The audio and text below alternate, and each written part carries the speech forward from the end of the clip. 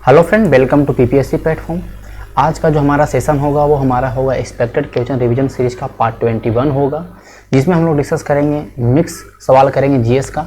और आज हम लोग 40 प्रश्नों को देखने वाले हैं। जो हमारा सेशन है ये 45 डे सीरीज का पार्ट है, जो हम लोग 45 दिन हम लोग करेंगे और मिक्स जीएस का सवाल को करने वाले हैं, जिसमें हम लोग ज़्यादातर उन सवालों को लेते हैं जो सवाल एक्सपेक्टेड हो, प्रोबेबल हो आपके बीपीएससी प्रीलिम्स के लिए या बिहार एसआई मेंस हो, कोई भी एग्जाम हो। बेसिकली अभी हम लोग बीपीएससी प्रीलिम्स का ये सेशन है, तो उस पर हम लोग ज़्यादा थोड़ा फोकस करेंगे। और क्लास स्टार्ट करने से पहले सब लोगों को शुभकामनाएं हैं मकर संक्रांति का। आज का दिन मकर संक्रांति है। अलग अलग भारत के अलग अलग क्षेत्रों में अलग अलग रूप से मनाया जाता है मकर संक्रांति। तो सबको इसके लिए शुभकामनाएं बीपीएससी प्लेटफॉर्म की तरफ से। आई होप आप लोग सब अच्छे होंगे। अभी जो कोविड का दौर चल रहा है उसमें आप लोग सेफ होंगे और आप लोग घर पे रहेंगे, सुरक्षित रहें और जो भी सेशन है उसका आनंद लेते रहें हमेशा। तो आइए स्टार्ट करते हैं आज के सेशन का पहला सवाल के साथ, टाइम को बिना वेस्ट किए हुए। तो हमारा सवाल का पहला सवाल है सेशन का, which animal have been mark in the Pashupati Shiva proto Shiva seal obtain from the Mohenjodaro.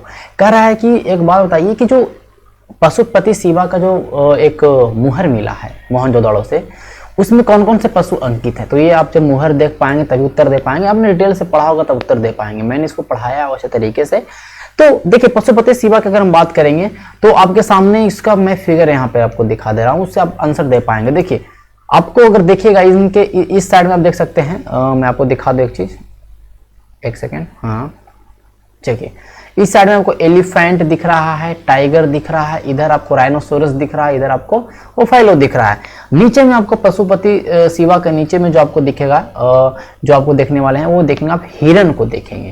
तो इस बात को ध्यान रखिएगा कि पशुपति शिवा में टाइगर भी है, एलिफेंट भी है, राइनोसोरस भी है, बफेलो भी है और आपका डियर भी आपको देखने को मिलेगा। तो इस सवाल का उत्तर हो जाएगा ई। एक से अधिक उत्तर आपके पास है। मोहनजोदाड़ो के बारे में हम लोग क्या जानते हैं, मैंने पूरा अच्छे तरीके से आपको बताया कि मोहनजोदाड़ो जो है राखलदास बनर्जी के द्वारा 1922 में इसको खोजा गया। ये सिंधु नदी के किनारे है, पंजाब के सिंध प्रांत में। पंजाब कौन सा? पाकिस्तान वाला पंजाब। ओके, यहां तक समझ में आएगा बात को। यहां से सबसे बृहद स्नानागार, सबसे बड़ी स्ट्रक्चर जो हड़प्पा सभ्यता की है वो क्या आपकी है? वो आपका अन्नागार, वो भी आपको यहीं से मिला, जो 27 रूम में डिवाइडेड है। कांसे की नर्तकी की मूर्ति जो आपको मिली है वो भी यहां से मिली है।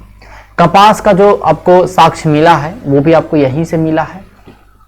एक आपको यहाँ पे मूर्ति मिलेगा, आप बोल सकते हैं कि जो जिसमें जिसमें एक आदमी है जिसका दाढ़ी है, योगी का इसको बोलते हैं, योगी का मूर्ति उसको बोल सकते हैं, जो दाढ़ी है और 3 पतिया साल ओढ़े हुए है, तो वो भी मिला है। ये मोहनजोदाड़ो से मिला, ये आपको ध्यान में होना चाहिए। तो इस सवाल का उत्तर हमारा हो जाएगा ऑप्शन नंबर ई।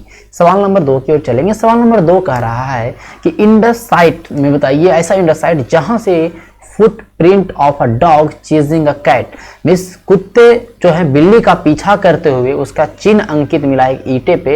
एक ईंटा आपको दिखाई दिया है, ठीक है, मिला, जहां पे कुत्ते का पैर का निशान है और बिल्ली के पैर का भी निशान है। ओके, तो मतलब पीछा करते हुए दिखाया गया। तो ये जो आपको मिला है ये आपको मिला है चनहुदड़ो से।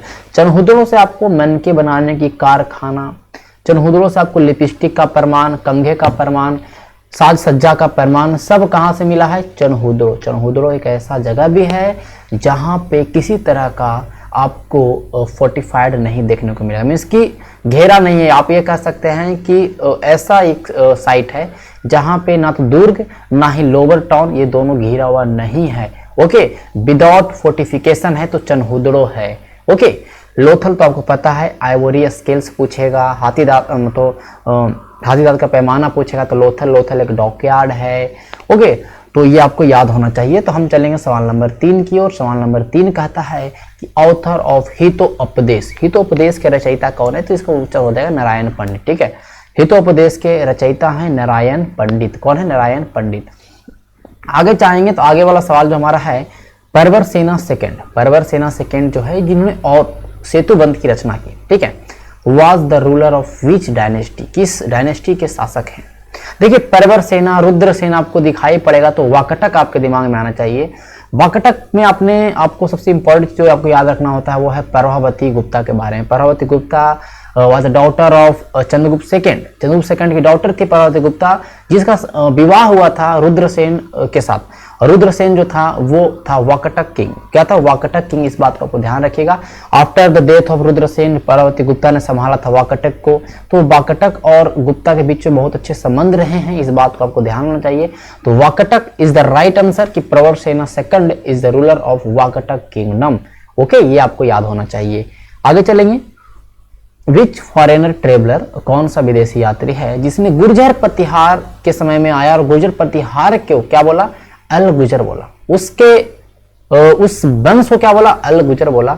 और उस वंश के शासक को क्या बोला? बौरा। क्या बोला? बौरा बोला। ओके, बौरा मीन्स बौराहा मत समझिएगा। तो गुर्जर प्रतिहार की अगर हम बात करेंगे तो गुर्जर प्रतिहार को अल गुजर बोलने वाला जो है वो है अल मसूदी। कौन है? अल मसूदी, क्योंकि अल मसूदी ही आया था और इस वंश के शासक को बौरा बोला। तो ये अल मसूदी के बारे में आपको मैं बताना चाह रहा हूँ। ठीक है, तो अल मसूदी आपको याद होना चाहिए, अरबियन ट्रेवलर था, इस बात को याद रखिएगा। आगे चलेंगे। सवाल नंबर 6 क्या कह रहा है? Correct sequence of following dynasty, जो आपके नीचे वंश मिल रहे हैं सारे विजयनगर साम्राज्य के वंश है। पहला बात, अब विजयनगर किंगडम के सारे वंश हैं और उन सारे वंशों का कालानुक्रम बताना है कि कौन पहले आया कौन सबसे लास्ट में। इसकी एक सीरियल वाइज आपको अगर याद होगा तो बता पाएंगे। विजयनगर साम्राज्य से जितने भी महत्वपूर्ण प्रश्न मैंने ऑलरेडी मैं करवाया हूं, बहुत सारे प्रश्न आपको इस तरह से सारे चैप्टर करवा दिया है कि आपको पता भी नहीं चला कि कौन कब सारे चैप्टर से हमने अपने सवाल भी कर लिया। एक भी नहीं छूटा कि जब भी मैं सवाल को यहाँ पे 40 सवाल 50 सवाल मैं यहाँ पे डालता हूँ तो मैं सारे चैप्टर को एक एक बार देखता हूँ, कौन से प्रश्न मैंने करवाए, कौन से छूटे में, कौन महत्वपूर्ण है, सब प्रश्न मैं करवाता हूँ। ऑलरेडी मैंने बहुत सारे प्रश्नों को डिस्कस कर लिया है। तो सबसे पहले वंश जो है वो संगम। क्या है? संगम। फिर दूसरा वंश है सुल्लू। क्या है? शलूब। तीसरा है तुल्लु। चौथा है अराबिडु। SST, इतना याद रखेगा। संगम, सुल्लू। संगम तो आपको याद होगा हरियर फर्स्ट के द्वारा स्थापना किया गया था। आपके सामने ऑप्शन है, यहाँ आंसर तो आपका डी हो जाएगा, ये तो फिक्स है, लेकिन आपके सामने है चारों वंश के नाम।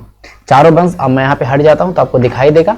संगम हरियर प्रथम के द्वारा स्थापित किया गया। ये टाइम पीरियड है, याद नहीं रखना, जरूरी नहीं है, बस थोड़ा सा आपको बस एक दिमाग में होना चाहिए कि 14वीं शताब्दी में था। विरूपाक्ष सेकंड था जो लास्ट राजा था संगम डायनेस्टी का। उसके बाद सालुब डायनेस्टी जो आएगा, सुलुब डायनेस्टी जो आएगा, वो सालुब नरसिम्हा के द्वारा स्थापित किया जाएगा और इसमें जो शासक है वो इमादी नरसिम्हा। ओके, तुलु वंश आएगा। तुलु वंश जो है भैया वीर नरसिम्हा के द्वारा स्थापित किया जाएगा और इसके जो मोस्ट इंपॉर्टेंट शासक हम बात करेंगे सदाशिव राय। अब ये नहीं कि बहुत ही महत्वपूर्ण शासक था, बहुत ही इसने बहुत ज्यादा काम किया, नहीं, क्योंकि इसके समय एक युद्ध होता है, वो युद्ध है तालीकोटा का युद्ध। क्या भैया? तालीकोटा का युद्ध। दोस्तों ध्यान रखिएगा, तालीकोटा के युद्ध को राछत तांगड़ी का भी युद्ध कहते हैं, जो 1565 में लड़ा गया था। सदाशिव राय एक तरह का नाम मात्र का शासक था, उसका जो मंत्री था राम राय, सब कुछ उसके हाथ में था, राम राय। और बहमनी राजा हैं, जो कि मुस्लिम एक किंगडम था बहमनी के साइड में, बहमनी यूनियन देखिएगा, उसको बोला हम लोगों ने बहमनी संघ बोला। अहमदनगर, बीजापुर, गोलकुंडा और वीदर। ठीक है, एक बरार भी आएगा लेकिन बरार इसमें साथ नहीं देता। 4 ऐसे किंगडम हैं, अहमदनगर, बीजापुर, गोलकुंडा एंड विदा, ये चारों ने मिलके राम राय को हराया, मीन्स की सदाशिव राय के तुलु वंश को हराया। तो ये आप ध्यान रखिएगा कि जो तालीकोटा राछत तांगड़े का युद्ध है 1565 और वो तुलुब राजवंश से संबंधित है और सदाशिव राय इस समय किंग थे, इस बात को आपको याद रखना। लास्ट वन इज अराबिडु, जो कि महत्वपूर्ण नहीं है लेकिन याद रखिए तिरुमल ने स्थापना किया और रंग थर्ड के द्वारा, मतलब कहने के लास्ट राजा था। ठीक है, तो ये हमने पूरे विजयनगर किंगडम की बात कर ली और ये 1324 से मत, ये हमारा है 1 2 3 1 3 2 4, ये सीरियल वाइज से है, इस बात को समझ, ये कोई डेट नहीं है। तो इस सवाल का उत्तर डी हो जाएगा। आगे चलेंगे, सवाल नंबर 7 है, शिवाजी से संबंधित सवाल है, आपके सामने दिख रहे होंगे। तो कह रहा है कि ये मिलाना है, टाइम पीरियड है और ये शिवाजी के द्वारा कुछ वर्क्स है। तो शिवाजी का जन्म 1627 में हुआ, तो आपको पता होना चाहिए, बहुत सिंपल चीज है। तो ए का 3 आपके सामने, ये खत्म, ये खत्म, आपके सामने बी और सी ही बचे हैं, बहुत सिंपल है। अब आपके सामने है शिवाजी ने जो अपना राज्याभिषेक करवाया था, अपने आप को राजा बना था और महाराजा छत्रपति शिवाजी का जो टाइटल लिया था वो उन्होंने 1674 में लिया था, ये आपको पता होना चाहिए। रायगढ़ उनकी राजधानी भी थी।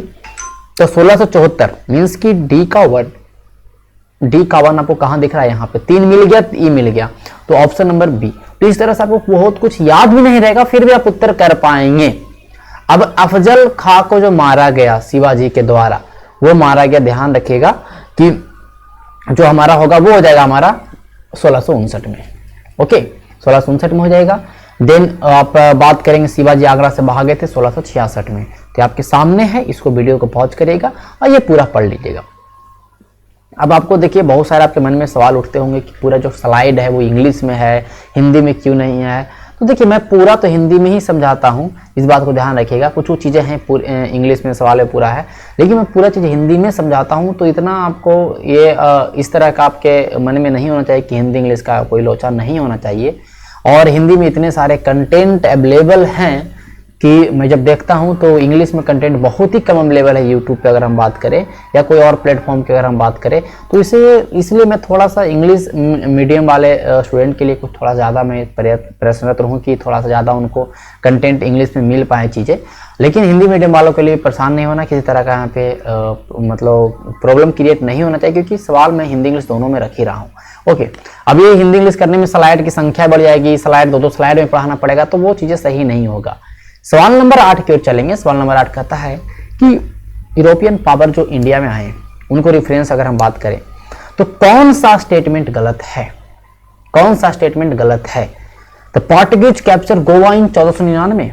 आपको पता है कि जो यूरोपियन कंपनी आया है, मैंने आपको पढ़ा दिया पोर्टुगल, मैंने पूरा मॉडर्न हिस्ट्री में फर्स्ट चैप्टर है यूरोपियन पेंटेशन इन इंडिया, तो वो जो मैंने पढ़ाया है उससे सवाल बाहर नहीं आएगा। ओके, जितना भी मैं आपको मॉडर्न हिस्ट्री में करवा दूंगा, मैं इतना बोल रहा हूं कि सवाल उससे अलग नहीं आएगा।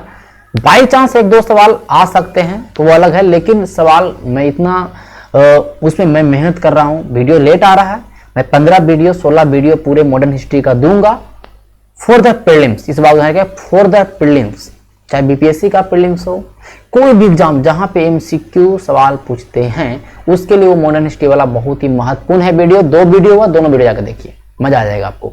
तो जो मैं पढ़ाऊंगा उससे सवाल बाहर नहीं आएगा, मैं हर एक चीज कवर कर लूंगा। आपको इसके लिए परेशान नहीं होना कि ये बुक पढ़ना वो बुक पढ़ना, उसके लिए आपको टेंशन मुक्त रहना है। ओके, मेरे द्वारा आपके एग्जाम होने से पहले 10-15 दिन पहले मैं खत्म करवा दूंगा, ठीक है। तो पोर्टुगीज कैप्चर गोवा इन 1499, गलत बात। गोवा को कैप्चर किया गया था 1510 में गोलकुंडा के शासक आदिल शाही के द्वारा, सॉरी उससे छीना गया था पोर्टुगीज के द्वारा 1510 में। ओके, इस समय शासक कौन है बताना है आपको। इस शासक कौन है, Francis de Albuquerque. Okay, means के पोर्टुगीज गवर्नर। अब है कि इंग्लिश ने अपना पहला फैक्ट्री मसूलीपट्टनम में आपको बताया हूं, बहुत सिंपल है। ईस्टर्न इंडिया में इंग्लिश ने पहला फैक्ट्री जो ओपन किया था वो उड़ीसा में 1633 में किया था। अब आप बोलेंगे ये मैंने नहीं बताया, तो ये मैं बताऊंगा, क्योंकि जब मैं अभी हम लोग पढ़ेंगे ईस्ट इंडिया कंपनी का एक्सपेंशन नहीं पढ़ा हमने, वो हम जब पढ़ेंगे कि ईस्ट इंडिया कंपनी ने किस तरह से चीजों को जीतते गया और अपने आप को कंसोलिडेट किया, अभी वो हम नहीं पढ़े। ईस्ट इंडिया कंपनी का तो अलग चैप्टर है, वो अलग पढ़ेंगे, ठीक है। Under the leadership of Dupleix, ऐसा नहीं कि सवाल मैंने बनाया, सवाल ऑलरेडी पूछा गया है कि मद्रास को जो छीना था फ्रेंच ने इंग्लैंड से during the first Carnatic war, पहला कर्नाटिक वॉर। रीजन क्या था, मैंने आपको मॉडर्न हिस्ट्री वीडियो में बताया है। ऑस्ट्रिया में वॉर ऑफ सक्सेशन, ऑस्ट्रिया में उत्तराधिकार का युद्ध होता है, यहाँ पे फर्स्ट कर्नाटिक वॉर होगा और फर्स्ट कर्नाटिक वॉर में मद्रास है जो उसको छीन लेगा फ्रेंच, ठीक है, डुप्ले। और उस समय वहां के जो शासक रहेंगे कर्नाटक के, वो अनवरुद्दीन, वो बोलेंगे कि मद्रास इंग्लैंड को वापस कर दो, बट ये बोलेगा नहीं, मद्रास में जीत लिया हूं, मैं आपको ही मद्रास दे दूंगा। बाद में मुकर जाता है फ्रेंच और उसी लिए युद्ध होता है आपका सेंट थॉमस का युद्ध। सेंट थॉमस का युद्ध बहुत ही निर्णायक युद्ध है आपके इतिहास में, क्योंकि वो युद्ध दिखा देता है कि एक अगर डिसिप्लिन सैनिक रहेगा तो कोई भी युद्ध को जीत सकता है। सैनिक का नंबर पे कोई मतलब चीज निर्भर नहीं करता, और बहुत ही कम सेना ने बहुत बड़े सेना को, इंडिया के बहुत बड़े सेना को हराया था, ये फ्रेंच ने कर दिखाया था। 1746 में मद्रास को कैप्चर किया, मेरा द्वारा पढ़ाया गया, तो इस बात को ध्यान रखिएगा, सही है। तो ये सारे आपके सही थे, शुरू वाला ही गलत था, तो ये तो इजीली रूप से हो जाता, ठीक है। चलेंगे सवाल नंबर 9 की ओर। 9 नंबर सवाल क्या कहता है कि देखिए, who was the prime minister of England when the Montagu Chelmsford act, जब मॉन्टेग्यू अधिनियम आया 1919 का, प्रांतों में द्वैत शासन लगेगा, साथ ही साथ अगर हम बात करेंगे कि सेपरेट इलेक्टोरेट की बात करेगा एंग्लो इंडियन के लिए, सिख कम्युनिटी के लिए। देखिए 1909 में तो मुस्लिम के लिए पृथक निर्वाचन प्रणाली हो ही गया, लेकिन 1919 में और बांटा सिख के लिए, एंग्लो इंडियन के लिए। तो 1919 का जो मॉन्टेग्यू चेम्सफोर्ड अधिनियम आया भाई, तो उस समय जो आपके प्राइम मिनिस्टर इंग्लैंड के थे कौन थे, तो वो थे जॉर्ज, लॉयड जॉर्ज थे, इस बात को ध्यान रखिएगा, लॉयड जॉर्ज थे उस समय इंग्लैंड के प्राइम मिनिस्टर। ओके, तो कोई चीजें याद रखना है कि विश्व युद्ध हुआ तो कौन थे इंग्लैंड के प्राइम मिनिस्टर, आजादी मिली तो कौन थे, ठीक है, कैबिनेट मिशन के समय कौन था, भारत छोड़ो आंदोलन के समय कौन था। ऐसा नहीं कि आपको सब याद रखना, लेकिन कुछ कुछ चीजें तो महत्वपूर्ण याद रखना पड़ेगा ना। कांग्रेस की स्थापना हुई उस समय कौन था, गवर्नर जनरल, तो कुछ महत्वपूर्ण चीजों को आपको याद रखना है। ऐसा तो मैं करवा ही दूंगा। सवाल नंबर 10 की ओर चलेंगे। In which area was Rahul Sankrityayan active in the non cooperation movement. Rahul Sankrityayan की अगर बात करेंगे, बिहार से जुड़े हैं और ये नॉन कॉपरेशन मूवमेंट 1920 में ये छपरा से जुड़े थे, छपरा से संबंधित हैं। तो इस बात ध्यान रखें, इस सवाल का उत्तर छपरा हो जाएगा। सवाल नंबर 11 की ओर चलेंगे। सवाल नंबर 11 क्या कहता है भाई कि किसने निंदा प्रस्ताव लाया था या निंदा का वोट रखा था गांधी जी के खिलाफ, calling off the non cooperation movement at the meeting of All India Congress committee in February 1922। Delhi में ऑल इंडिया कांग्रेस कमेटी की बैठक हुई और उस बैठक में एक डॉक्टर मुंजे हैं, उन्होंने अब नॉन कॉपरेशन मूवमेंट को वापस लेने के लिए, वापस लेने के लिए ये मीटिंग किया था। मीन्स कि उन्होंने एक निंदा प्रस्ताव रखा था। इस बात को देखिए जल्दी से वापस ले, क्योंकि देखिए नॉन कॉपरेशन मूवमेंट जो हुआ आपको पता है सितंबर 1920 में स्टार्ट होता है और फरवरी 1922 में इसको वापस ले जाता है, बिकॉज ड्यू टू, क्योंकि चौरी चौरा हत्याकांड हो जाएगा, चौरी चौरा इंसिडेंट हो जाएगा 5 फरवरी 1922 को। इस बात को ध्यान रखिए, इसके लिए क्योंकि हिंसा हुई तो गांधी जी ने इसको वापस लेने का काम किया और ये डॉक्टर मुंजे के द्वारा ये उठाया गया मीन्स की बात था। इस बात को ध्यान रखिएगा। ओके, सवाल नंबर 12 कहता है कि एक बेस फॉर पायरेसी मीन्स लूटने का एक गढ़ बन चुका था, ठिकाना बन चुका था डकैती करने का, Hooghly. Okay, bay of Bengal से जितने भी शिप पार होंगे उनको लूट लिया जाएगा, उनको कैसे न कैसे एक लुटेरे की तरह। ये काम कौन करेगा? पोर्टुगीज करेगा। बहुत सिंपल, पोर्टुगीज एक तरह से लुटेरे के रूप में काम करते थे। पोर्टुगीज बहुत ही धर्म कट्टरता उनके अंदर में था, वो बहुत सारे क्रिश्चियन को जबरदस्ती करवाते थे। तो Portuguese is the right answer. और इसी तरह से इनका डिक्लाइन होने का कारण भी बना उनके लिए कि धर्म कट्टरता, ये जो पायरेसी उनके अंदर था, उनके अंदर करप्शन था, ये सारा कहीं ना कहीं ये बना। तो Portuguese is the right answer. सवाल नंबर 13 कह रहा है कि first historian who propounded the theory of jagir crisis responsible for the decline of Mughal empire. देखिए मुगल एम्पायर का डिक्लाइन होने के पीछे बहुत सारा कारण है। मुगल एम्पायर इस तरह से नहीं था कि मतलब इजीली रूप से डिक्लाइन हो गया, ऐसा नहीं है, ठीक है। तो मुगल साम्राज्य जो है वो उसका पतन धीमा धीमा हुआ अलग चीज है, लेकिन डिक्लाइन होने का जो बहुत सारे कारण है। तो एक कारण बोला था जागीरदारी क्राइसिस, जागीरदारों की संख्या कम गई, जागीरदार मिल नहीं रहे थे, मनसबदारों की संख्या बढ़ गई, लोगों को मनसब मिलने लगा, लोगों को बहुत सारा जमीन अलॉट हुआ, बहुत सारे लोगों को जागीर मिली नहीं रही। मतलब ऐसा हो गया कि बहुत कम लोगों के पास ज्यादा जमीनें थी, बहुत कम लोगों के पास ज्यादा जागीरें थी। तो और लोगों की संख्या जो और भी जो बनना चाहते थे जागीरदार या तो उनकी मनसबदार बनना चाहते उनको जमीन ही नहीं अलॉट हो पा रहा था, वेटिंग कर रहा है। तो ये क्राइसिस था। मतलब एकदम कह सकते हैं कि एकदम बहुत ही आप ये कह सकते हैं कि सही तरीके से नहीं डिस्ट्रीब्यूट किया गया जागीर, और ये जागीर क्राइसिस ही रीजन बना। ये बोलते हैं सतीश चंद्रा। कौन बोलते हैं? सतीश चंद्रा बोलते हैं। और सबसे पहले बार इस थ्योरी को अपना इन्होंने बुक में his party and politics of the Mughal court इनका बुक है, इसमें लिखा जागीरदारी क्राइसिस के बारे में। बोला कि कॉन्ट्रैक्टिंग हासिल from the Mahal, Mahal means की 2-4-5 गांव को मिला के एक महल बना। तो ये इनका बोलना है कि जो जब भी महल से कॉन्ट्रैक्ट लेना होता था, मतलब हासिल कॉन्ट्रैक्ट करना होता था, तो उसमें बहुत ज्यादा प्रॉब्लम हुआ। फिर बोला कि मनसबदारों की संख्या जबरदस्त रूप से बढ़ गई। अब ये हो गया कि मनसबदार बहुत सारे बढ़ गए, सब जमीन को उन्होंने कब्जा कर लिया, और सब जितने भी जनरल्स थे उनको ज्यादा मनसब मिल गया, बहुत ज्यादा उनको सवार और ये सारे जात थे वो सारा मिल चुका था। तो ये चीजें कहीं ना कहीं जागीरदारी कैसे के ऊपर हम लोग डिस्कस करेंगे, जब ऑप्शन पढ़ेंगे तो उसमें डिटेल से कवर करेंगे क्या है नहीं है, पूरा दिमाग में घुसेगा आपका क्या होता है। लेकिन अभी आपको ध्यान रखना सतीश चंद्रा ने इस थ्योरी को दिया था, ठीक है। सवाल नंबर जो हमारा 14 है, सर ब्रिटिश जनरल जिसने हैदर अली को हराया, बैटल ऑफ केट पोटोनुआ। देखिए अगर आप एंग्लो मैसूर वार जानते होंगे तो 4 एंग्लो मैसूर वार हुए हैं। पहला और दूसरा एंग्लो मैसूर वार में तो हैदर अली थे, लेकिन सेकंड एंग्लो मैसूर वार में 1782 में उनकी मृत्यु हो जाती है पोर्टो नोवो के युद्ध के बाद। देखिए पोर्टो नोवो, बैटल ऑफ पोर्टो नोवो है, उसमें अगर हम बात करेंगे हैदर अली को जो हराने वाला ब्रिटिश जनरल था वो था, ध्यान रखिएगा, आयरकुट। आयरकुट यही है जिसने वांडीवास के युद्ध में भी अपना निभाया था। तो आयरकुट और हैदर अली के बीच में झगड़ा होता है, इस बात को ध्यान रखिएगा। सेकेंड एंग्लो मैसूर वार में दो नए नए लोग आएंगे, एक आयरकुट आएगा, दो हीरो आएंगे, एक आयरकुट आएगा, एक टीपू सुल्तान आएगा after the death of Hyder Ali.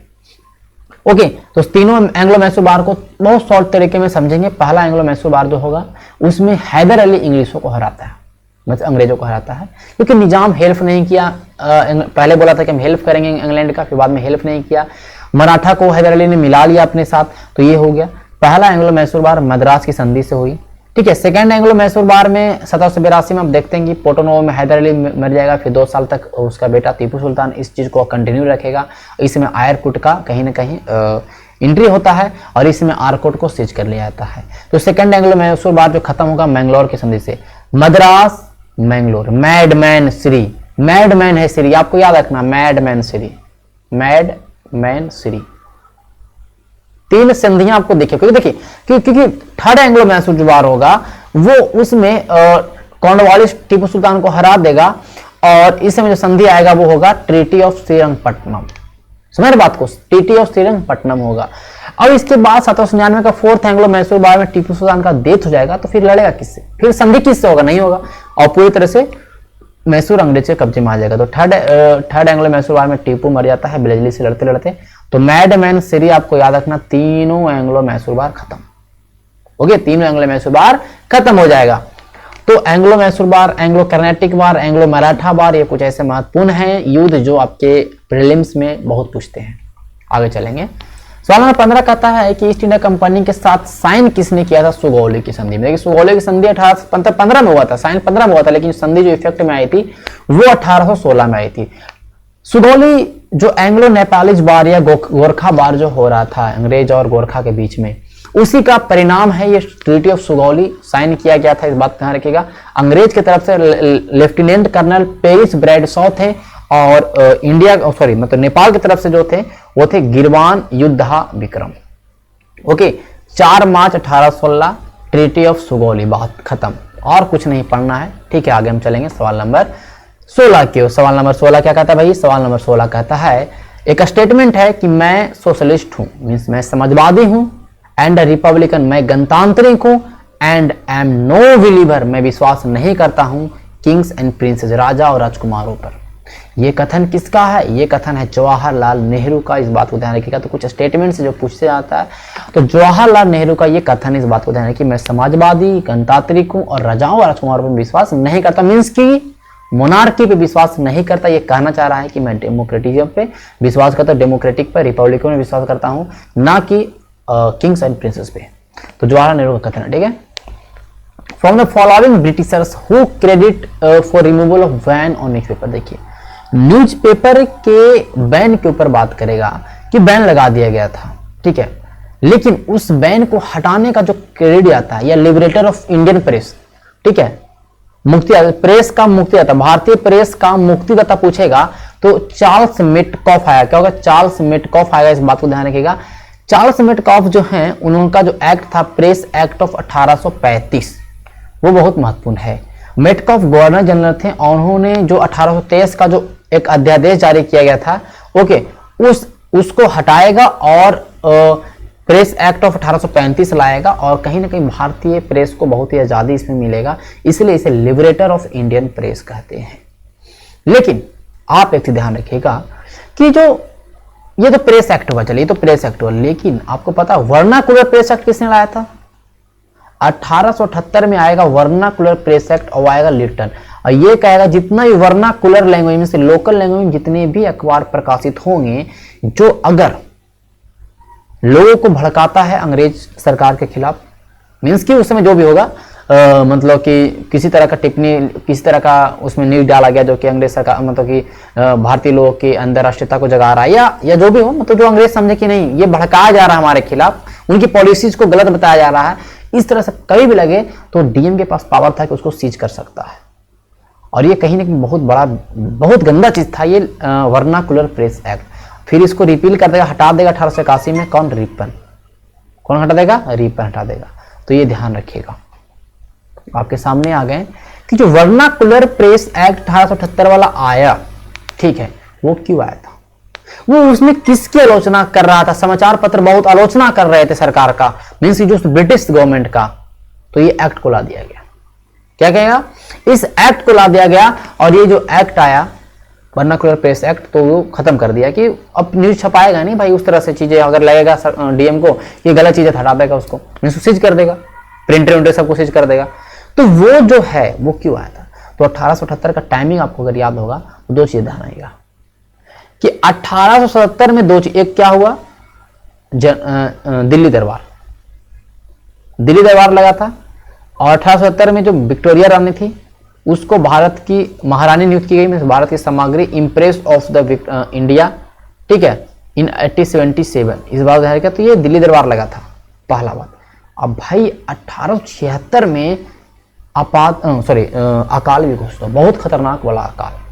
और बहुत खतरनाक वाला अकाल हुआ, उसके बाद भी दिल्ली दरबार लगाया जा रहा है, भव्य दिल्ली दरबार लगाया जा रहा है। हालांकि बहुत लोग शामिल नहीं हुए थे। तो कहीं ना कहीं ये लिटन का बहुत ही गलत कदम था कि ये तो इतना मतलब बेकार चीज का अकाल हुआ, लोग इतने सारे मरे हैं अकाल में, और फिर भी अंग्रेजी अधिकारी एकदम सही से इस चीज पे ध्यान नहीं दे रहे हैं। ओके, हालांकि बाद में फेमिन कमीशन होगा, बात अलग है। फेमिन कमीशन रिचार्ड स्टैची के रास्ता में बनेगा, वो अलग चीज है। लेकिन इसी को बार बार दिखाया जा रहा था, इसलिए 1878 का एक्ट आ जाएगा लिटन के द्वारा, वर्नाकुलर प्रेस एक्ट। बाद में 1881 में रिपन हटाएगा, बात अलग है। तो inhuman approach of English official toward the victim of the famine of 1877, इस बात को ध्यान रखिएगा। हम चलेंगे सवाल नंबर 19 की ओर। कह रहा है कि अफगानिस्तान के खिलाफ या अफगानिस्तान के प्रति आक्रामक नीति का पालन करने वाला वायसराय कौन था? देखिए, ये वायसराय वही है, लॉर्ड लिटन है, क्योंकि जिसमें रसिया का दबाव बढ़ रहा था, रसिया का पूरा प्रभाव बढ़ रहा था सेंट्रल अमेरिका में। तो फिर अफगानिस्तान में जो ध्यान रखिएगा, जो अफगानिस्तान में लॉर्ड लिटन ने मतलब कहने का एंग्लो अफगान वार होगा वो होगा। और इस बात को ध्यान रखिएगा कि लॉर्ड लिटन के समय हुआ था सेकेंड एंग्लो अफगान वार 1878 से 1880 में। और इसका जो संधि है ट्रीटी ऑफ गंडमक की संधि होगी याकूब खान के द्वारा और ईस्ट इंडिया कंपनी 1879 में। क्यों? क्योंकि ये सेकेंड एंग्लो अफगान वार खत्म हो जाए। लेकिन ट्रीटी होता है, लेकिन इस बात है कि एक ब्रिटिश ऑफिसर का यहाँ पे मर्डर हो जाता है और इसको लेके फिर से अंग्रेज भिड़ जाते हैं। और फिर ये जो संधि है वो तो गया भाड़ में। और साथ ही साथ अफगानिस्तान के बहुत सारे महत्वपूर्ण एरिया, काबुल, ये सारे को अपने कब्जे में ले लिया जाता है अंग्रेजों के द्वारा। तो सेकंड एंग्लो अफगान वार पूछेगा तो Lord Lytton and Lord Lytton responsible for vernacular press act, ये सारी चीज आपको याद रखना है। इसके समय में आर्म्स एक्ट भी आया। इसके समय में जो 1876 में जो बहुत बड़ा अकाल हुआ था बॉम्बे, मद्रास, मैसूर, हैदराबाद, सेंट्रल इंडिया में, उसके लिए अकाल आयोग की स्थापना रिचार्ड स्टैची के अध्यक्षता में भी हुई। इस बात को ध्यान रखिएगा। लॉर्ड लिटन इसके लिए महत्वपूर्ण है आपके एग्जाम के लिए। सवाल नंबर आपका ये 20 है पॉलिटी से। 1935 का जो भारत शासन अधिनियम था उसका मेन विशेषता, सेलिएंट फीचर कौन नहीं है ये बताना। 1935 का भारत शासन अधिनियम आएगा तो दो चीजें कि 1919 में जो प्रांतों में द्वैध शासन लगा था उसको क्या कर देगा?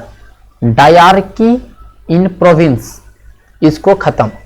और क्या कर देगा? डायरकी इन सेंटर, मीन्स के केंद्र में द्वैध शासन लगा देगा और प्रांतों में द्वैध शासन खत्म करके प्रांतों को ऑटोनॉमी दिया जाएगा। ऑटोनॉमी मीन्स कि प्रांतों को स्वायत्ता प्रदान की जाएगी। इसलिए तो 1937 में चुनाव होगा, इसलिए तो 1937 में हुआ था चुनाव, इस बात को ध्यान रखिएगा। ओके, तो कह रहा है कि प्रोविंशियल ऑटोनॉमी की शुरुआत हुई। हाँ, बहुत अच्छा। All India federation, Akhil Bharatiya संघ की स्थापना, हाँ ये भी सही है। और फेडरल कोर्ट भी इस समय स्थापना हुई। आरबीआई की स्थापना हुई, ये भी आपको याद रखना, बी भी सही है। तीसरा कह रहा है कि प्रोविंस लेवल पर डायरकी खत्म कर दिया, हाँ। और सेंटर पर स्टार्ट कर दिया, हाँ, बहुत अच्छी। लेकिन ऑप्शन नंबर डी पढ़िए क्या कह रहा है। ऑप्शन नंबर डी क्या कह रहा है कि resource subjects were allocated to the provincial legislature, जो प्रांतीय विधायिका थी उनको दे दिया गया अवशिष्ट शक्तियां, अवशिष्ट विषय पे जो शक्तियां थी। नहीं, ये गलत है, रेसिड्यूटरी सब्जेक्ट्स दिए गए किसको, वाइसराय को दिया गया, इस बात को ध्यान रखिएगा, वाइसराय को दिया गया रेसिड्यूटरी पावर, इस बात को ध्यान रखिएगा, ठीक है। तो ये option number D is the right answer, means option number D यहाँ पे गलत है। सवाल नंबर 21 क्या कहता है, how many type of justice have been incident in the preamble.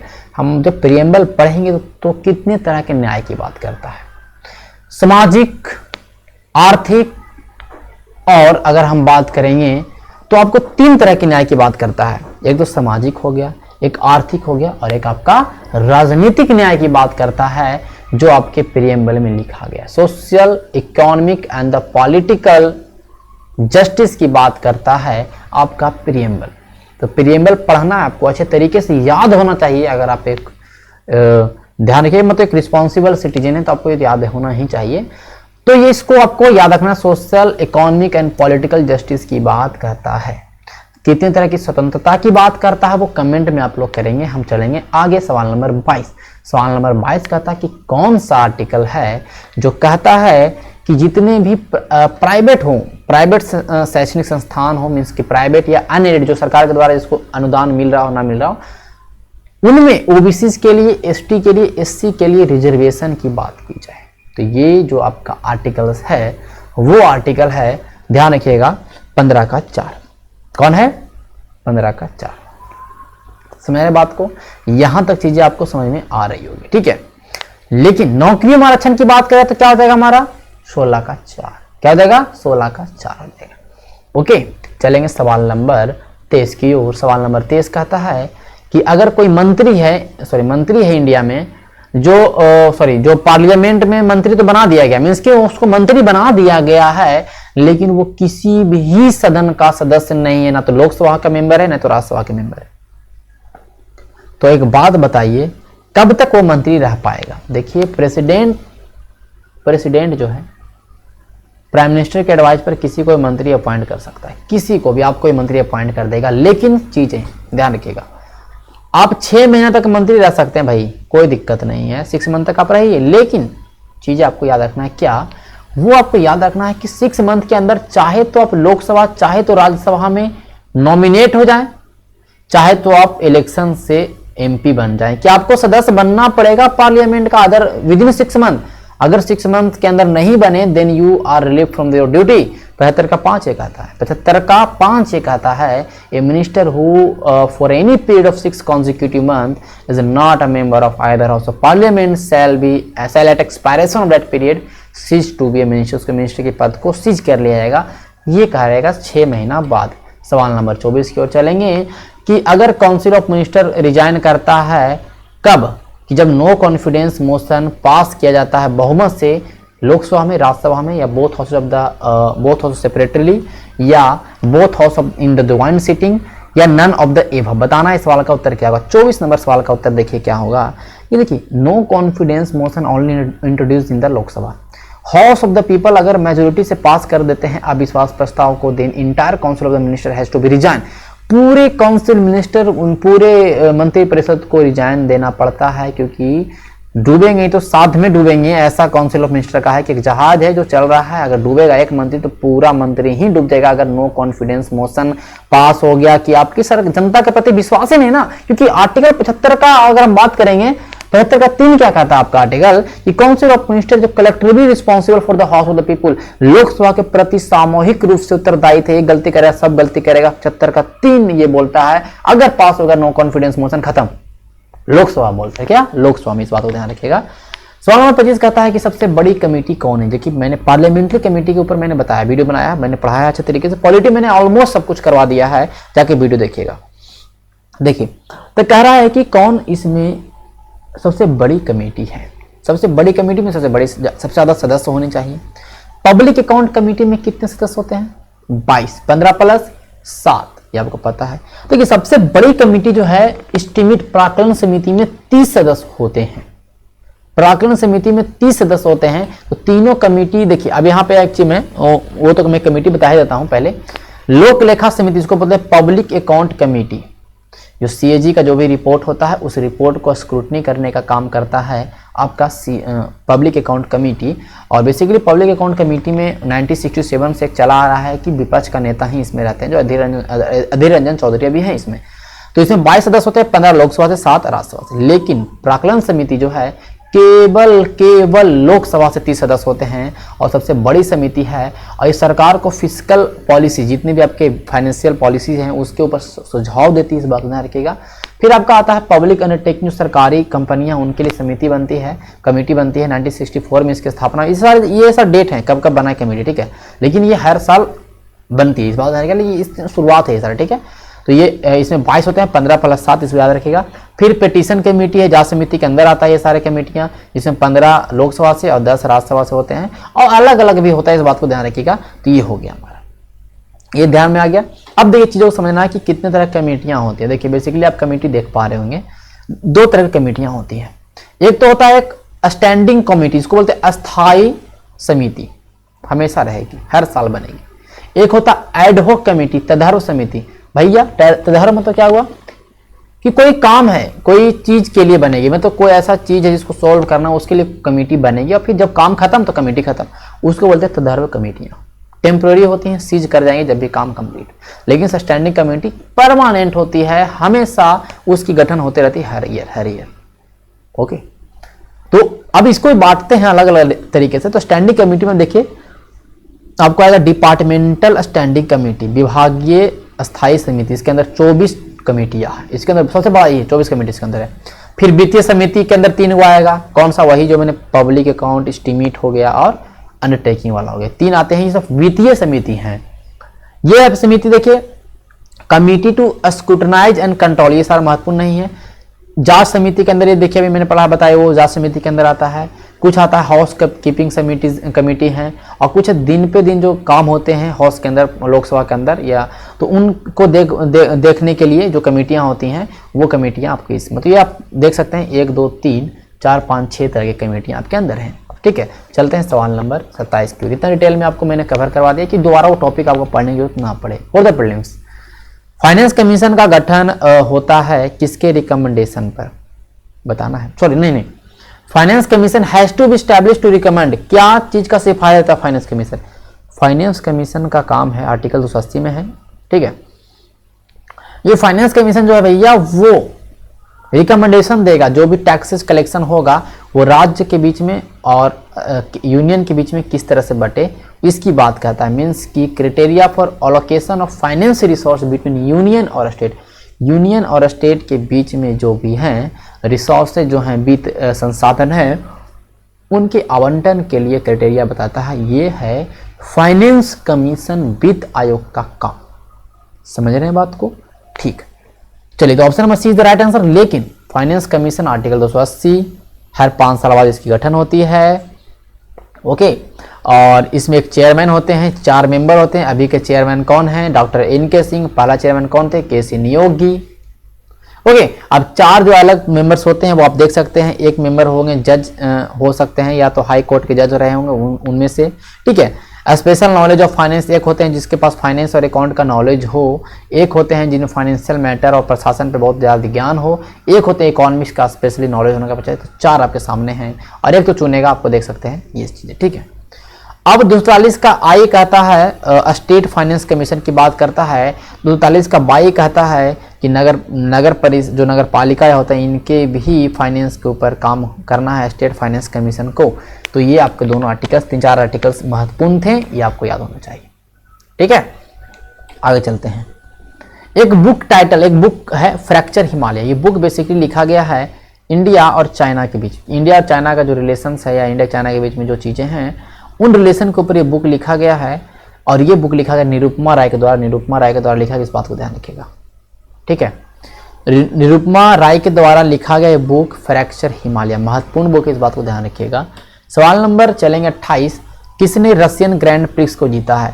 देखिए रशियन ग्रैंड प्रिक्स बोल दे, बहरीन बोल दे, स्पेन बोल दे, देखिए रसिया, स्पेन, पोर्टुगल, ब्रिटिश, साओ पालो, सऊदी अरेबिया, सब कौन जीता, लेविस हैमिल्टन।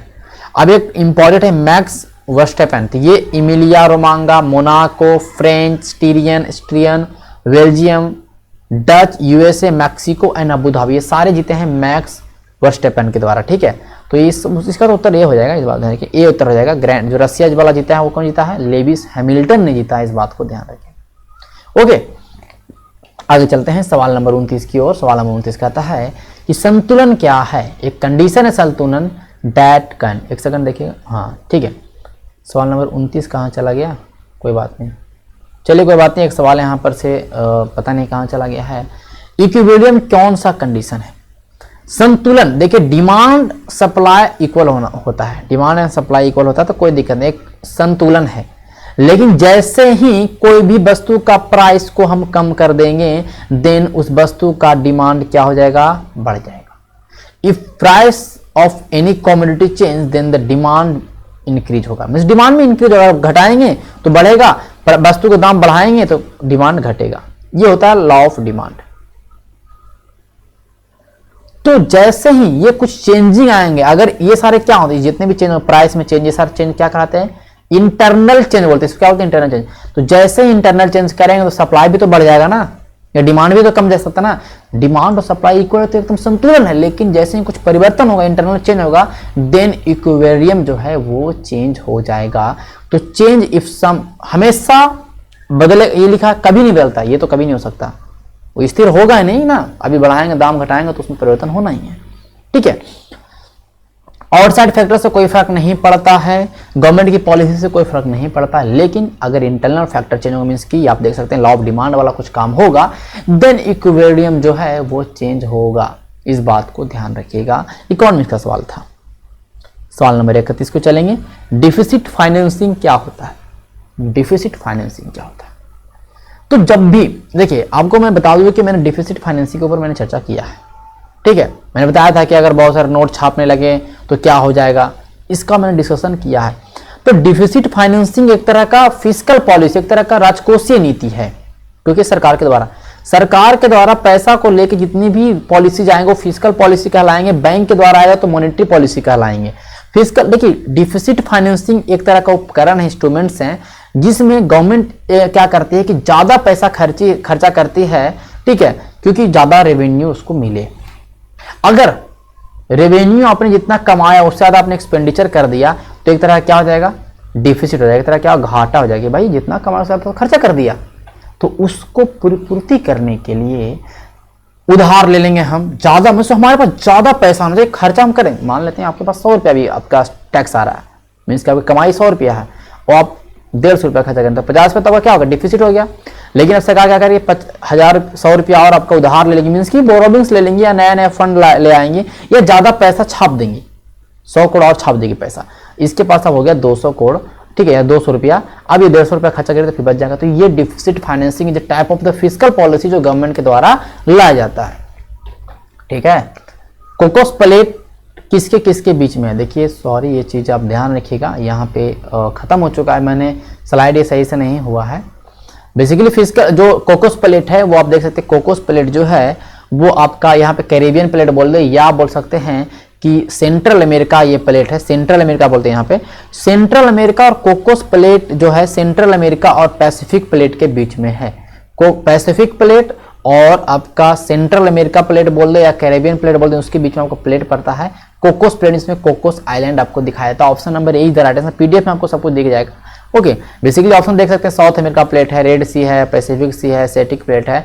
ओके, ये मैंने सही स्लाइड नहीं किया यहाँ पे। रिंग ऑफ फायर देख सकते हैं, पैसिफिक प्लेट में आपको दिख रहा है, तो इसको आपको ध्यान में रखना है। ठीक है, चलते हैं, सिंपल सवाल था ये।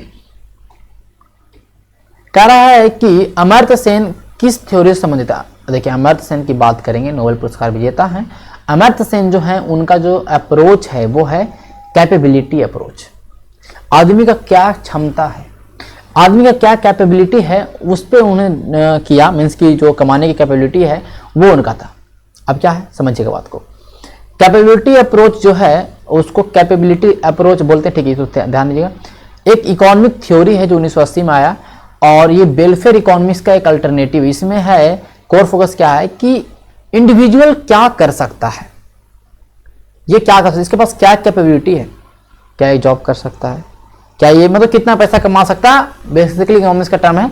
तो इंडिविजुअल क्या कर सकता है फॉर देयर अर्निंग या जो भी चीजें, तो ये होता है कैपेबिलिटी अप्रोच जो कि अमर सिंह ने दिया। और भी इनकम अप्रोच क्या है? इनकम अप्रोच है भैया कि एक तरह का कि कितने लोगों के पास इनकम हो रहा है, लोग कितना पैसा कमा रहे हैं। ध्यान रखिए, जितने पैसे लोग कमाएंगे उनके पास उतना ही परचेजिंग पावर होगा। तो वो रियल एस्टेट के लिए बेसिकली इनकम अप्रोच उनके लिए काम करता है, क्योंकि जो भी कोई प्रॉपर्टी होगा, ये जमीन है, ये जमीन अभी 10 लाख में बिक रहा है, लेकिन लोगों की आय बढ़ गई है, इस जमीन का दाम 20 लाख कर देगा। तो ये अप्रोच जो ये है वैल्यू ऑफ प्रॉपर्टी को एस्टिमेट करने के लिए करते हैं, इसको बोलते हैं इनकम अप्रोच। वेलफेयर अप्रोच कहता है कि किसको मिला, क्या मिला, कहाँ मिला, मीन्स की जो भी चीजें हैं वो कहता है वेलफेयर अप्रोच। वेलफेयर अप्रोच कहता है कि जितनी भी चीजें हैं, जितने भी गुड्स हैं, वो सारे पीपल्स के बीच में बंटने चाहिए, सारे लोग बीच में। बेसिक नीड क्या है? बेसिक नीड्स की अब जिसको बोल सकते हैं बुनियादी जरूरत जिसको बोल सकते हैं, एक अप्रोच है जो कि डेवलपिंग कंट्री में चलता है, ठीक है, विकासशील देशों में चल रही है, और उसमें पॉवर्टी को मापने के लिए, गरीबी को मापने के लिए, लोगों के पास बेसिक नीड की चीजें पहुंच रही क्या नहीं। लोग गरीब हैं, अगर उनके पास देखिए उनके पास बेसिक नीड की सारी चीजें हैं, रोटी कपड़ा मकान देना, वो पॉवर्टी लाइन से थोड़ा ऊपर है, ये कहा जा रहा है। तो ये इसके लिए पॉवर्टी के लिए बेसिक नीड अप्रोच। समझिए बात को, चलते हैं सवाल नंबर 34 की ओर। कॉफी बंदरगाह, ये सब मैं हर चीज में पढ़ा चुका हूं आपको, अगर आपने पढ़ा होगा। साउथ अमेरिका मैंने आपको बढ़ाया था, ठीक है, 2-4 बार मैंने साउथ अमेरिका करवा दिया। तो कॉफी पोर्ट की बात करेगा, विश्व की कहवा बंदरगाह। कहवा मंडी बोलेगा ना तो 100 पॉलो मारिएगा, लेकिन कहवा बंदरगाह बोलेगा, यहाँ सबसे ज्यादा निर्यात होता है कहवा का ब्राजील से, तो वह है सेंटोस बंदरगाह से। कहां से? सेंटोस बंदरगाह से। लेकिन साओ पालो इज नोन एज द कहवा मंडी ऑफ द वर्ल्ड, क्योंकि वहां पे सारे मतलब स्टोर होते हैं। अब देखिए आपके सामने मैप है, दोनों physical and the political map आपके सामने है। अर्जेंटीना क्यों फेमस है? अर्जेंटीना क्यों फेमस है बताइए? अर्जेंटीना में आपको मिलेगा पंपास। चिली क्यों फेमस है? चिली में आपको क्या मिलेगा? अटकामा मरुस्थल, डेथ वैली आपको चिली में मिलेगा। ओके, यहां पे ये जो देख रहे हैं ये पर्वतमाला क्या बोलते हैं? एंडीज पर्वतमाला, विश्व की सबसे लंबी पर्वतमाला, एंडीज पर्वतमाला। ठीक है, कंप्लीट हो गया। देख सकते हैं रियो डी जेनेरियो आपका पोर्ट है, साओ पालो बंदरगाह आप देख सकते हैं, विश्व की कहवा बंदरगाह। कॉफी का सबसे ज्यादा निर्यात यहीं से होता है। ओके, तो ये दोनों मैप आपको दिखाई दे रहा होगा, समझ में आ रहा होगा। ये देखिए सबसे ऊंचाई पे स्थित झील है नौकायन झील, लिम्पोपो, सॉरी ध्यान रखिएगा। देखिए बोलिविया और पेरू के सीमा पर जो झील है वो है कौन? टीटीकाका। ठीक है, लिम्पोपो झील आपका, लिम्पोपो नदी है आपका अफ्रीका में, साउथ अफ्रीका में। ठीक है, टीटीकाका झील है, ये विश्व की सबसे ऊंचाई पे स्थित झील है, नौकायन के लिए प्रसिद्ध है, जो कि पेरू और बोलिविया की सीमा पे है। ये हो गया। अमेजन रिवर देखिए यहाँ से निकलेगा। ओके, ये ध्यान रखिएगा। यहाँ देखिए पूरा ये अमेजन बेसिन है। ओके, तो ब्राजील से होते हुए बहती है। यहाँ पे हो गया, आपको कवर हो गया। अब देखिए कैंपोज घास का मैदान पूछेगा तो ये आपको मिलेगा ब्राजील में। कटिंगा भी देखते हैं ब्राजील में आपको देखने को मिलता है। ओके, मैटो देखिए ये हो गया हमारा। अब और भी चीजें देखिए, अगर हम बात करेंगे सबसे ऊंचा पर्वत कौन है? Aconcagua 6960 meter. कितना है? 6960 मीटर, सबसे ऊंचा पर्वत साउथ अमेरिका का। समझ रहे हैं बात को? ये आपको याद रहना चाहिए। तो जो भी चीजें जो मैं बार बार बताता हूँ, बार बार रिपीट करता हूँ, देखिए बेसिकली वर्ल्ड ज्योग्राफी में यही सारी चीजें, अगर प्रीलिम्स में देखेंगे तो यही क्या है, कौन सा मैप, अगर मैप आपको कवर है ना तो पूरा याद हो जाएगा, पूरा याद हो जाएगा। मैप अगर कवर है मैं करवा दूंगा, जब हमारा टाइम अगर बच जाता 45 डे कवर होने के बाद, तो मैं ज्योग्राफी को ही सोच रहा हूँ कि वर्ल्ड ज्योग्राफी को एक बार मैं कवर करवा दूँ। 6-7 वीडियो सफिशियंट है, 20 मिनट का। ठीक है, चलते हैं सवाल नंबर 35 की ओर। सवाल नंबर 35 कहता है कि चर्चा में रहा दरवाजा गैस क्रेटर या गेट टू हेल जो डिस्कशन अभी हाल में चर्चा में था, वो किस कंट्री में? देखिए दरवाजा गैस क्रेटर की बात करें, ऐसा माना था कि रसिया, जब अगर हम रसिया ने पूरा, मतलब आप ये ध्यान रखिएगा, ये तो है बेसिकली तुर्कमेनिस्तान में, तो यहाँ पे बहुत ज़्यादा ये गड्ढा किया था, फिर बाद में इसमें हमेशा आग ही करीब 30-40 साल से इसमें आग ही जल रहा है। तो इसको वहाँ की सरकार ने इसको मतलब बंद करने की बात की, इसको ढकने की बात किया है, ठीक है, भरने की बात की है। तो इसको गेटवे ऑफ हेल बोलते हैं, ध्यान रखिएगा। और ये आपका तुर्कमेनिस्तान में स्थापित है, की स्थित है। ओके, अब देखिए उज्बेकिस्तान और कजाकिस्तान के बीच में कौन सागर? अरल सागर। कैस्पियन सागर झील है, कौन कौन से कंट्री से मिलेगा? कजाकिस्तान, उज्बेकिस्तान, तुर्कमेनिस्तान ईरान, ठीक है, कुत्ती, ध्यान रखिएगा। ट्रिक देखिए, कजाकिस्तान उज्बेकिस्तान नहीं, कजाकिस्तान टच कर रहा है, ओके, तुर्कमेनिस्तान टच कर रहा है, आपका ईरान टच कर रहा है, ठीक है, ध्यान रखिए, ये नहीं, मैं बेसिकली गलत हो गया। अब देखिए इधर क्या हो जाएगा हमारा, रसिया टच करेगा, अजरबैजान टच करेगा, ठीक है, तो कितने 5 कंट्री, कजाकिस्तान, देन आप अगर बात करेंगे तुर्कमेनिस्तान, देन देखेंगे तो ईरान, ओके, और उसके बाद आपका अजरबैजान और आपका ध्यान रखिएगा रसिया, ठीक है। ये जो कंट्री है वो टच करती है कैस्पियन सागर को, कजाकिस्तान और उज्बेकिस्तान जो है वो अरल सागर को टच करती है। यहाँ तक आपको याद रहेगा, ठीक है। हम चलेंगे सवाल नंबर 36 की ओर। पहला इंजीनियरिंग कॉलेज और पहला इंजीनियरिंग कोर्स स्टार्ट करने वाला हिंदी में वो कौन सा संस्थान है, तो वो संस्थान आपका एनआईटी पटना है। एनआईटी पटना है जो इंजीनियरिंग के पाठ्यक्रम को आपका हिंदी में पढ़ाएगी। बहुत सारे लोग बीएचयू भी स्टार्ट कर रहे हैं, बहुत सारे लोग, इस बात को ध्यान रखिए, बहुत सारे ऐसे संस्थान हैं। परिवार नियोजन दिवस कब मनाया जाता है, सॉरी ये कह रहा है ना कि बिहार सरकार ने एक पहल की है कि हर महीने के 21 तारीख को परिवार नियोजन दिवस मनाएंगे, क्योंकि परिवार नियोजन के लोगों के प्रति जागरूकता पैदा हो, जागरूक हो लोग, इसलिए हर 21 of every month, 21 of every month क्या किया जाएगा, आपका मनाया जाएगा परिवार नियोजन दिवस, हर महीने, ऐसा नहीं कि एक दिन, हर महीने। 21 सीधा राइट आंसर, ठीक है। पर कैपिटा इनकम पूछ रहा है बिहार का वर्तमान मूल्य पे, वर्तमान मूल्य पे ज्यादा होगा, तो वर्तमान मूल्य पे पूछेगा जब पर कैपिटा इनकम, तो 50,735 रुपये हैं प्रति व्यक्ति आए बिहार की, according to economy survey of India 2019 के। इकोनॉमी सर्वे क्या कहता है कि आपके इकोनॉमिक्स ने आपकी इकोनॉमी ने क्या परफॉर्म किया, आपने जो बजट लाया वो किस तरह से काम किया, तो बेसिकली पुराना चीज के बारे में बताएगा इकोनॉमी सर्वे। बजट बताता है कि आगे क्या खर्चा करेंगे, तो 19-20 का ही बताएगा ना। अभी कहेगा 19-20 का करंट अफेयर पूछ देते, ये नहीं, 19-20 का करंट अफेयर नहीं है, 19-20 में जो परफॉर्म करेगा तो 2021 का इकोनॉमी सर्वे बताया, ठीक है, बजट 2021-22 का बताएगा, तो इससे आपको परेशानी होना। तो 2019-20 के डाटा सब मिलेगा आपको, इकोनॉमी सर्वे में पूरा यही डाटा मिलेगा। इस बार जो डाटा इस बार इकोनॉमी सर्वे आया है उसमें 19-20 का ही मिलेगा। तो उसके अकॉर्डिंग जो करंट प्राइस पे जो भारत के प्रति व्यक्ति आया है 50,735 है, और बेस और आपका कांस्टेंट प्राइस, इसको स्थिर मूल्य बोलते हैं, जो कि बेस ईयर पे निकाला था। बेस ईयर क्या है, 2011-12, मैं 12 नहीं बताऊंगा बेस ईयर क्या होता है, कितना और मैं बता चुका हूँ। तो जो बेस ईयर 2011-12 के अकॉर्डिंग जो स्थिर मूल्य पे जो प्रति व्यक्ति आय है वो 34,413 है, ठीक है। अब देखिए सवाल नंबर 38 को हम लोग अच्छे तरीके से समझेंगे। ये जो मैंने इकोनॉमिक सर्वे वाला पीडीएफ से मैंने जिसको लिया है, जो मैंने पढ़ाया है, 10.5% के रेट से स्थिर मूल्य पे भारत की इकोनॉमी, सॉरी बिहार की इकोनॉमी बढ़ी। इस बात को ध्यान रखें 19-20 के डाटा के अकॉर्डिंग, 19-20 में, ठीक है, मतलब कि आपका इकोनॉमी सर्वे का काम है। और 15.4% जो है आपका ध्यान रखिएगा, कहाँ चला गया, एक सेकेंड, 15.4% जो है वर्तमान मूल्य पे, किस पे है, वर्तमान मूल्य पे।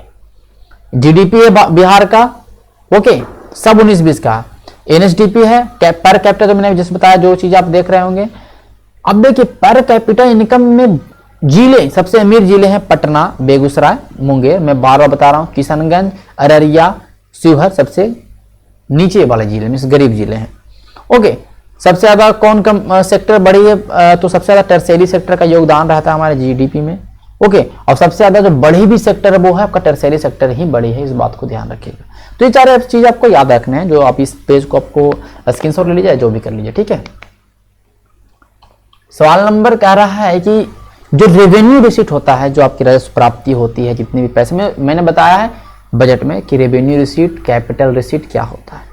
तो सरकार अपने स्टेट के अंदर जो जॉब कर रहे हैं उनके सैलरी में, उनके पेंशन के रूप में, जो रिटायर हो गए, कितना खर्चा करती है अपने रिसिप्ट का, अपने राजस्व प्राप्ति का, तो 30.2% खर्चा करती है। इस बात को ध्यान रखिएगा, ओके। ये सारे आपके इकोनॉमी सर्वे सवाल है। पिंक बॉल टेस्ट में पहली महिला, भारतीय महिला जिन्होंने शतक बनाया, वो कौन खिलाड़ी है, वो बैटलर, वो आपका बैटर कौन है, तो ध्यान रखिएगा, ओके। अब पता है कि बैट्समैन अब नहीं बोला जाता है, बैट्समैन की जगह पे बैटर शब्द का इस्तेमाल होता है, ठीक है, ध्यान रखिएगा, ओके। तो वो हैं आपकी स्मृति मंधाना, जो है वो सिंह स्कोर मतलब पहला शतक पिंक बॉल टेस्ट में मारने वाली है महिला खिलाड़ी, वो है स्मृति मंधाना। ओके, ध्यान रखिएगा। राइस वाडा कोलम, देखिए वाडा कोलम एक चावल है और उजला प्याज भी एक मतलब प्याज है, ठीक है, जिसको जीआई टैग मिला है। बताना है आपको कि कौन से राज्य का। देखिए कोलम से आप ये साउथ की तरफ में जाइएगा, ये आपका उत्तर होगा महाराष्ट्र का। कहाँ का है? महाराष्ट्र का, ठीक है। ये सारे बहुत ही न्यूट्रिएंट वेस्ट है जो आपके देख रहे हैं वाडा कोलम, तो महाराष्ट्र इधर राइट आंसर।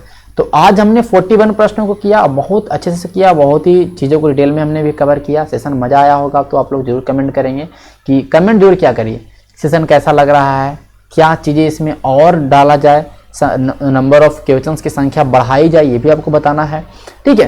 तो ये हमारा हो जाएगा। और जो साइंस का है सेशन, वो साइंस का आपको वीडियो कल मिलेगा, कोई बात नहीं, कल मिल जाएगा आपको वीडियो, 6ठा नंबर वीडियो। ये 21वां नंबर वीडियो है। अब हम लोग 45 डेज में लगभग आधा हम लोग कर चुके हैं, इस बात को ध्यान रखिएगा।